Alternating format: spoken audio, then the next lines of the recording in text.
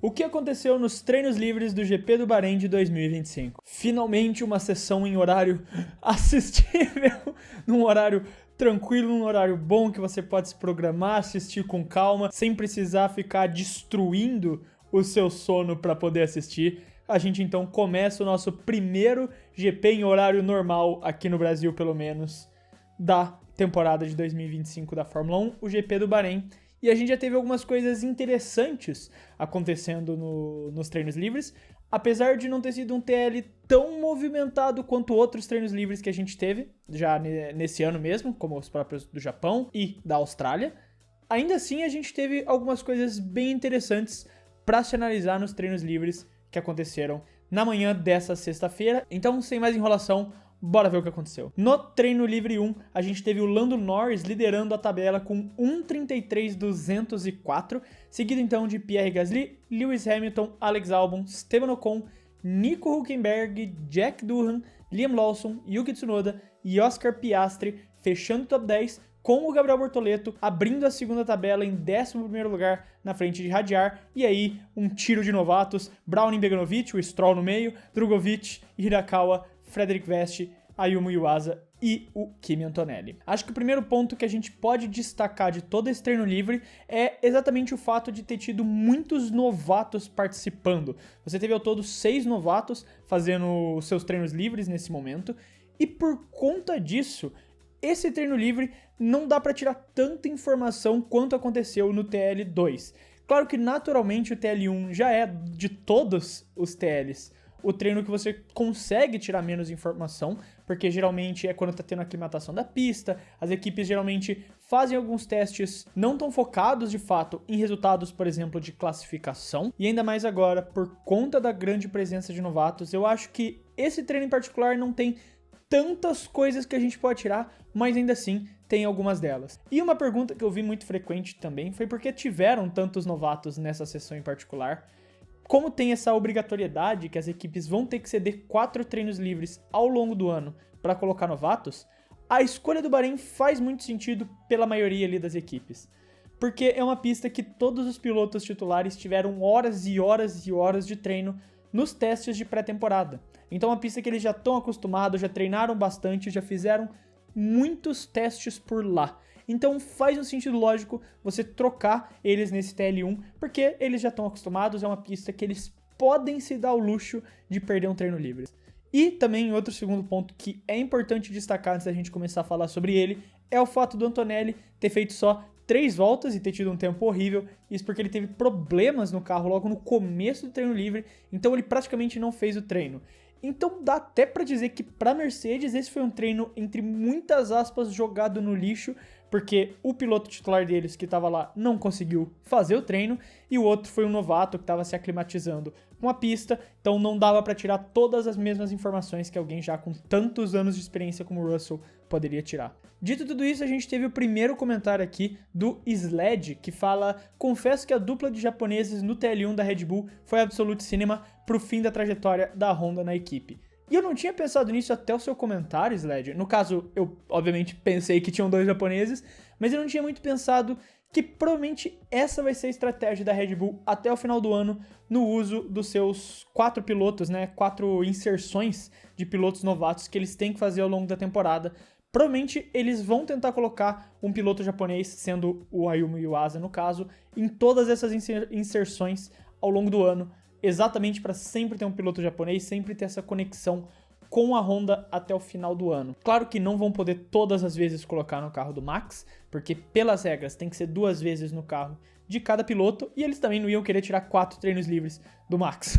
Mas muito provavelmente os 4 treinos livres de novatos que a gente vai ver da Red Bull ao longo do ano vão ser do Ayumu Iwasa entrando no lugar ou do Tsunoda ou do Verstappen. O Alisson Maus trouxe um comentário: a Saubers liderando o TL1 por alguns minutos foi insano.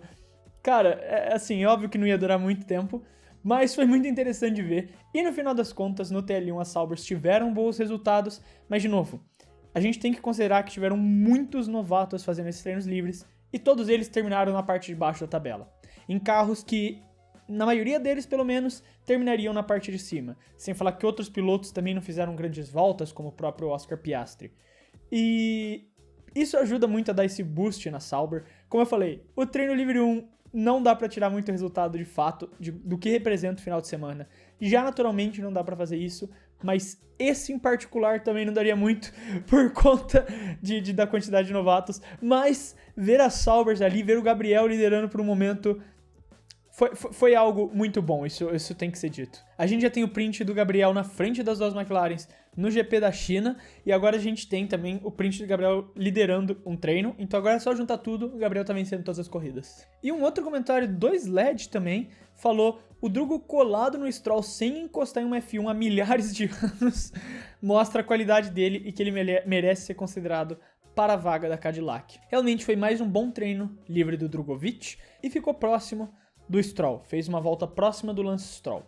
Então, assim, mais uma vez ele tá andando no nível ali do Lance Stroll, ou melhor que ele, como costuma acontecer, mais uma vez mostrando que ele merecia ter essa oportunidade na F1. Inclusive, na transmissão gringa, para quem ouviu, né, viu os clipes ou assistiu por ela, viu que teve uma boa parte dela que eles ficaram discutindo exatamente isso.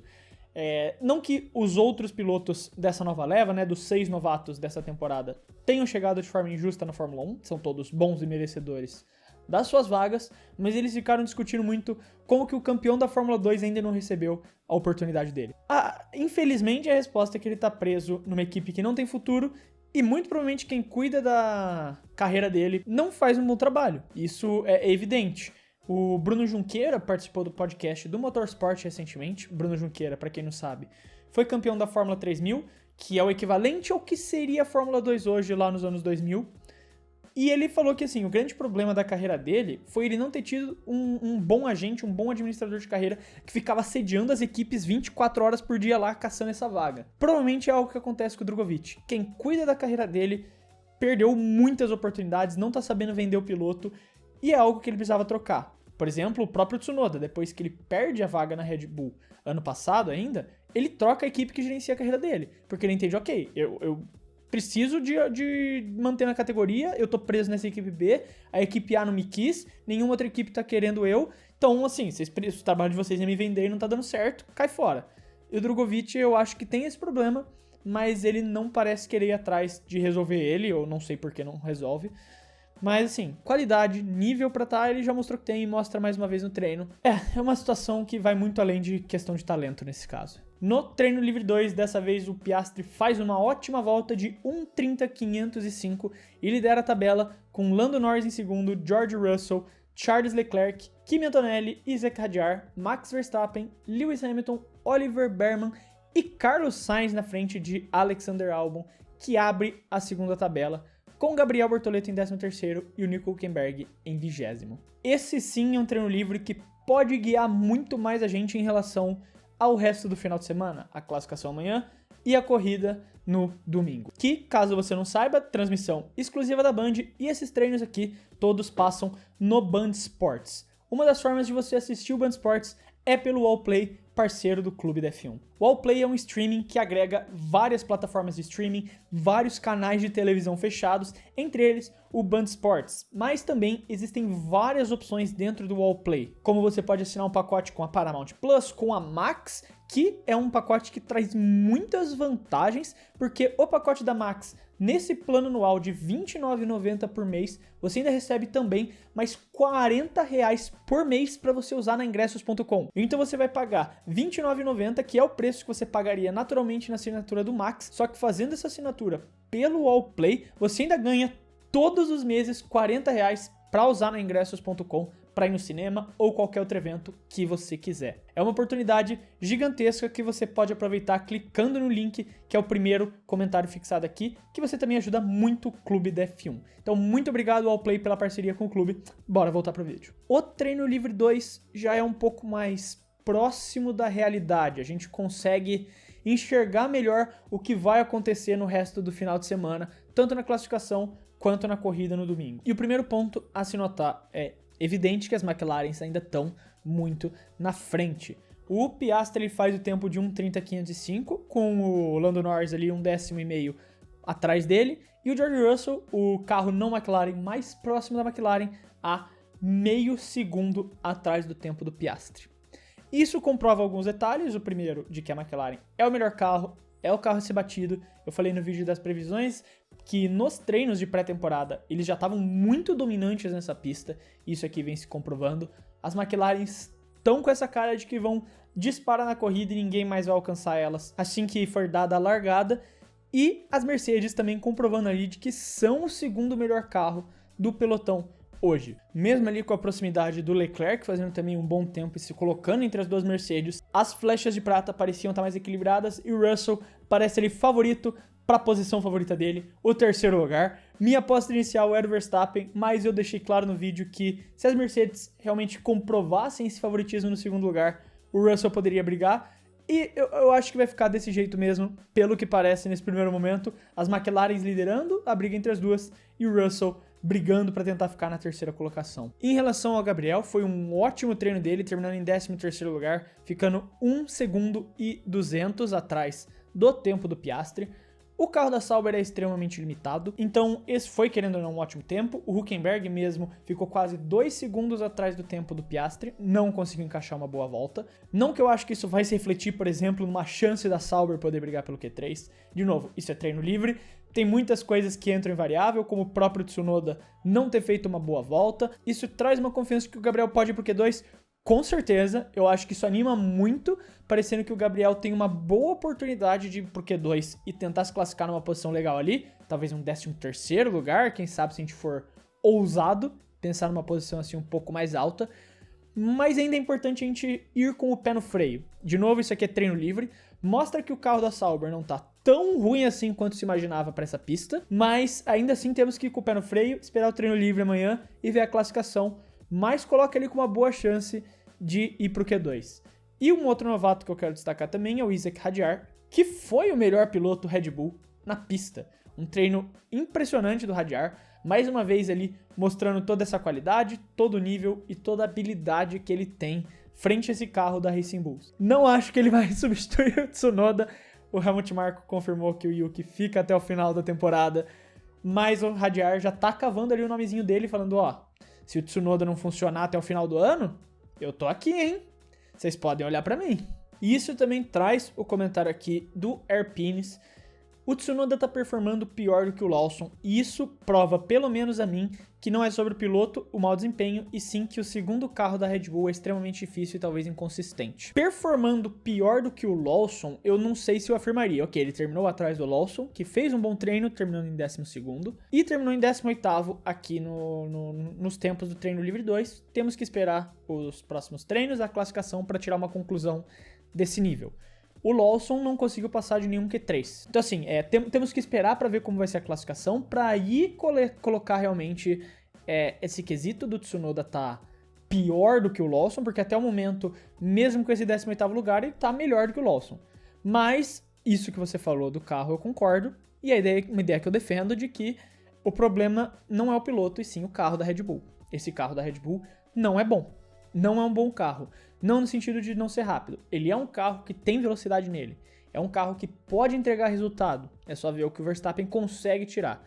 Mas é um carro que, para você fazer isso, você tem que ser um ótimo piloto. É um carro que é muito difícil de você encontrar essa forma de fazer ele ser bom. Mas se você encontra, ele é um carro extremamente bom. Então a gente tem que esperar aqui, ver como vai ser a classificação amanhã de fato. Tem mais um treino livre ainda pro Yuki também.